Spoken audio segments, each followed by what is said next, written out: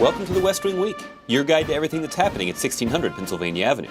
This week, with the threat of a government shutdown averted, President Obama focused on fiscal responsibility, balancing the need to cut spending and the deficit while continuing to support education, clean energy, and other investments necessary to win the future.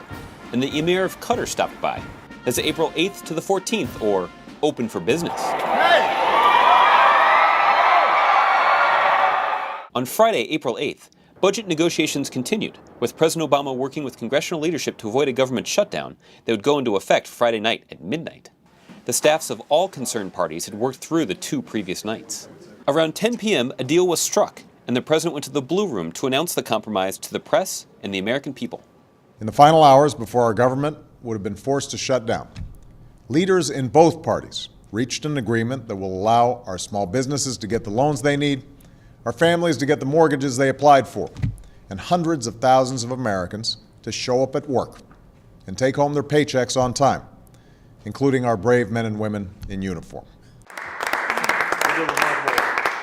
going to have to do more. But, we have a lot more to do, but we had to start here. Yeah. On Saturday, April 9th, following the successful resolution of the budget crisis, President Obama made a surprise trip to greet tourists at the Lincoln Memorial, which is only open because of the tough choices included in the 11th hour bipartisan agreement. I just want to say real quick that because Congress was able to settle its differences, that's why this place is open today and everybody's able to enjoy their visit.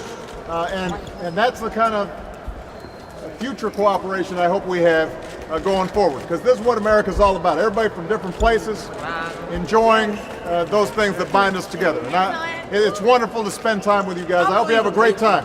Oh, yeah. On Monday, April 11th, the president had a battery of meetings, including one on Libya, to assess conditions on the ground after the change of command from the U.S. to NATO. The president also went outside to enjoy the warm spring weather. Lovely day. And surprise a tour group of students that the president mentioned in Friday night's speech. How's everybody doing? The 8th graders from Altona Middle School in Longmont, Colorado, had been concerned that their trip to Washington might be canceled due to a government shutdown. The mother of one of the students wrote President Obama a letter. Not only did things work out, but we figured we'd give you a little bonus. Thank you. On Tuesday, April 12th, the president and the vice president joined the First Lady and Dr. Biden at the launch of their initiative called Joining Forces to support and honor America's service members and their families. You are so funny. You really can't stop. Where'd you learn how to do that?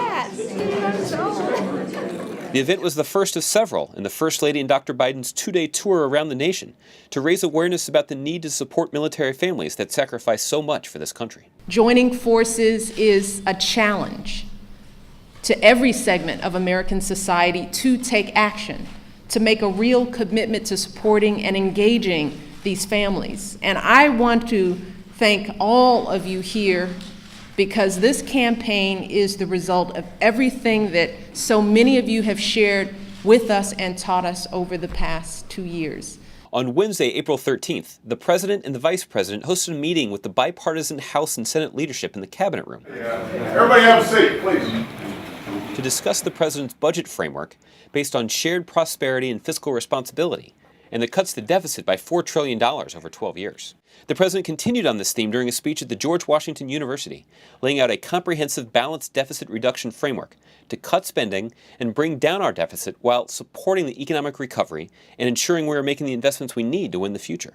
This debate over budgets and deficits is about more than just numbers on a page. It's about more than just cutting and spending.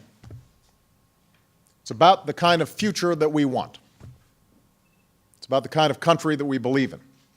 On Thursday, April 14th, the president continued to work on America's financial future, meeting with the bipartisan chairs of his fiscal commission, Erskine Bowles and Alan Simpson, in the Oval Office. The president also welcomed the Amir of Qatar to the White House. Qatar is an important partner of the United States and works with us on a number of political and economic issues. Recently, Qatar has played a key role as a leading Arab contributor to the international coalition that's enforcing UN Security Council Resolution 1973 in Libya. Thank you for your leadership on Libya, and we look forward to working with you for many years to come. To find out more information on any of these topics or to see complete videos of these events, go to whitehouse.gov. And thanks again for checking out your West Wing Week. There you are. I don't Simpson, Erskine Bowles. Nice to see you, Hey, gentlemen. on the Witness How are you Protection doing? Program. If y'all take a seat, I'll